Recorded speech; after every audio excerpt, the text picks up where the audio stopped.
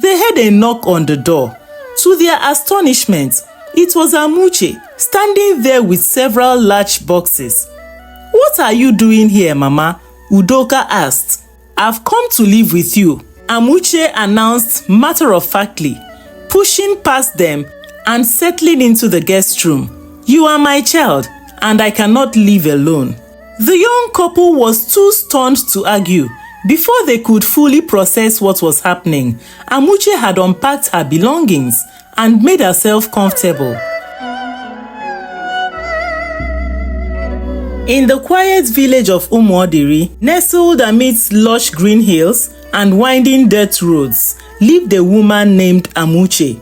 She was known far and wide for her tenacity and success as a trader, but beneath her achievements lay a life marked by pain and loneliness. Amuche's youth had been full of promises. She had fallen deeply in love with a charming young man, Obinna, who had captured her heart with his smooth words and infectious laughter. It seemed as though their love would conquer all, but fate dealt her a cruel hand. Obinna betrayed her, leaving her heartbroken and humiliated after he got her pregnant and disappeared without a word. Left to fend for herself, Amuche faced the scorn of her community. Many whispered about her plight, calling her the abandoned woman. But Amuche refused to be crushed. She vowed to rise above the shame and give her unborn child the best life possible. Her son Udoka became her entire world. From the moment Udoka was born, Amuche poured all her love and energy into raising him. She worked tirelessly, often waking up before the first cock crowed to prepare goods for the market. Her small stall eventually grew into one of the busiest trading outlets in Umuodiri. She became the go-to person for everything from grains to cloth, and her name was spoken with admiration throughout the village. At home, her life revolved around Udoka. She doted on him, ensuring he lacked for nothing. His education was her top priority, and she spent generously on books, school uniforms, and tutors. She often sat with him in the evening, helping him with his studies under the glow of an oil lamp. "Udoka, you are my pride," she would say, her voice filled with emotion. "You must succeed in life and never let anyone trample on you like your father did to me." Udoka grew up to be a fine young man, respectful, intelligent, and hardworking. But as he matured, Amuche's love for him began to take a possessive edge.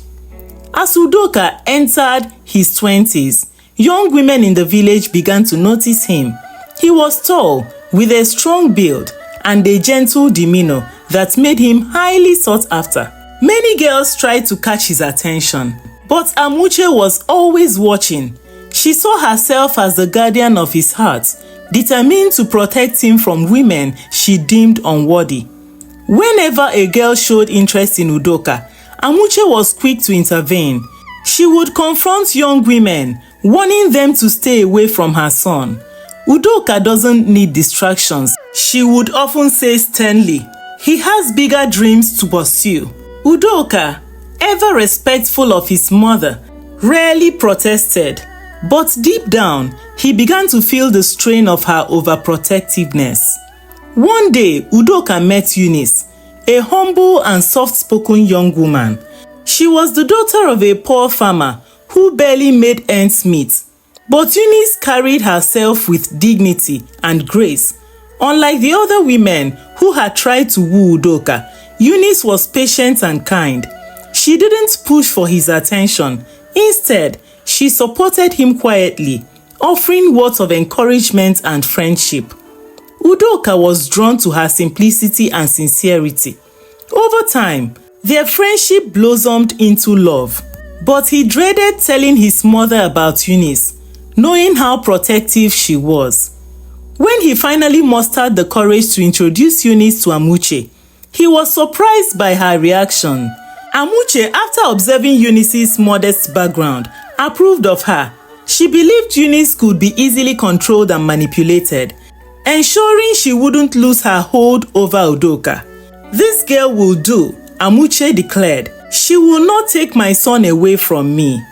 With Amuche's blessing, Udoka and Unice began planning their wedding. The entire village buzzed with excitement as preparation got underway. Amuche threw herself into the arrangements with gusto, eager to ensure that the event was perfect. She visited the tailor to oversee the sewing of the bridal attire, bargained fiercely with market traders for the best deals on food and decorations, and even hired the best musicians in the region. During this time, Unice quietly assisted her soon-to-be mother-in-law, fetching water, cooking meals, and helping with chores. Amuche seemed genuinely happy, but as the wedding day drew closer, a shadow of unease began to creep into her heart.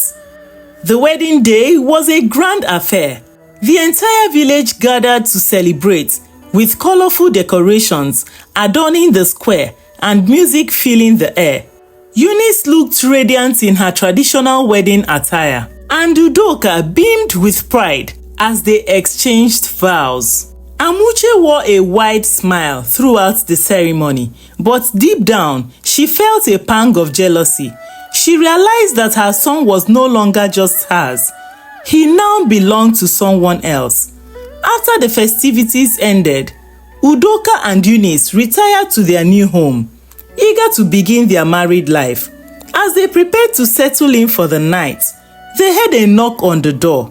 To their astonishment, it was Amuche, standing there with several large boxes. "What are you doing here, Mama?" Udoka asked, bewildered. "I've come to live with you," Amuche announced matter-of-factly, pushing past them and settling into the guest room. "You are my child, and I cannot live alone." The young couple was too stunned to argue. Before they could fully process what was happening, Amuche had unpacked her belongings and made herself comfortable. Living with Amuche proved to be a nightmare. She constantly interfered in the couple's affairs, criticizing Unice's cooking, rearranging their home, and even insisting on sleeping in their bedroom on some nights. Unice tried to remain patient, but the tension grew with each passing day. "Mama, you have your own house," Udoka said one evening. "You should return there and let us build our home." Amuche scoffed. "I raised you on my own, Udoka. After all I've sacrificed, you want to abandon me?" The situation came to a head one afternoon when Amuche accused Unice of disrespecting her. The argument escalated and Udoka was forced to intervene. "Mama, enough," he said firmly. "If you don't stop this, I will cut all ties with you." Shocked by his words, Amuche fell silent. Udoka went on to report the matter to their relatives, who joined in urging Amuche to leave the young couple alone. Faced with mounting pressure, Amuche reluctantly agreed to leave. On her last night in Udoka's home, she broke down in tears.